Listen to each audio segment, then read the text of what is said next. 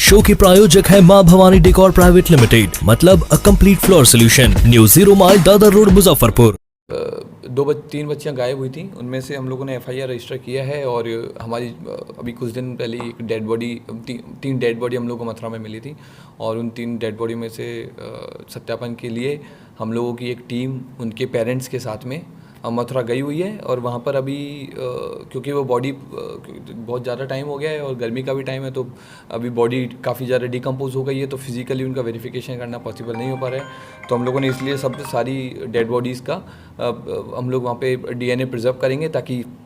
जो उनके पेरेंट्स हैं उनके साथ में डीएनए का मिलान कर सकें और ये वेरीफाई हो सके कि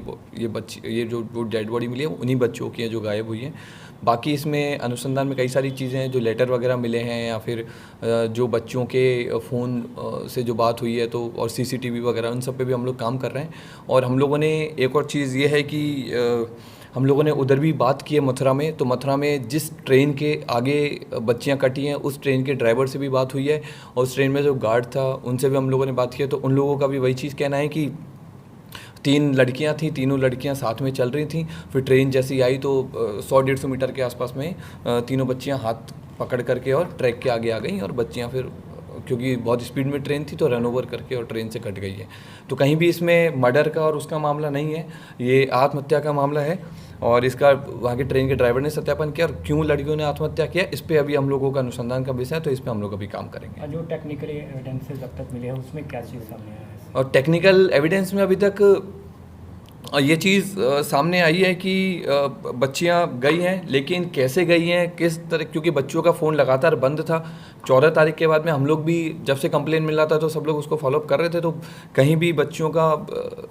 टेक्निकल कि बच्चे मथुरा में गई है उसका हमारे पास में अभी तक लोकेशन नहीं आ पा रहा था। सेकेंडली कि बच्चियों ने कानपुर में ही फ़ोन बंद कर दिया था, तो हम लोग अभी तक टेक्निकली वो चीज़ पे नहीं जा पा रहे थे कि मथुरा में बच्चियाँ गई है। बाबा कनेक्शन भी कोई है सर? लेटर में लिखा हुआ है कि बाबा का दर्शन करने जा रहे हैं। बाबा का दर्शन बच्चियां करने जा रही थी, क्योंकि जैसा घर वालों से बात हुई है तो उससे और बाकी जो बच्चों से उनके जो साथी बच्चियां हैं तो उससे एक चीज़ क्लियर है कि बच्चियों का जो धार्मिक एक इंक्लिनेशन था, बच्चियां धर्म के प्रति काफ़ी ज़्यादा वो थी और इवन घर में भी ये बच्चियां वो देखा गया था कि बच्चियों का बिहेवियर उस तरह का था। तो बाबा का नहीं, लेकिन हाँ शंकर भगवान की वो एक भक्त थी। तो अब ये चीज़ अभी तक अनुसंधान का विषय कि बाबा कौन थे, लेकिन अभी तक हमें लग रहा है कि शायद वो शंकर भगवान को ही बाबा बोल करके एड्रेस कर रही थी। जो पेरेंट्स वगैरह से बात हुई है सर उसमें कुछ बातें? पेरेंट्स भी ज़्यादा कुछ बता नहीं रहे, लेकिन बता रहे हैं कि बच्चियाँ धार्मिक थी, बच्चियाँ धर्म को लेकर, धर्म की एक आस्था थी बच्चियों में। और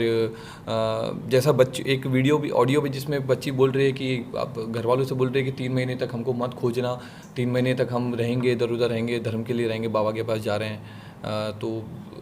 बस पेरेंट्स का भी उतना ही है, पर पेरेंट्स का भी मानना है कि धर्म को लेकर के बच्चियाँ थी।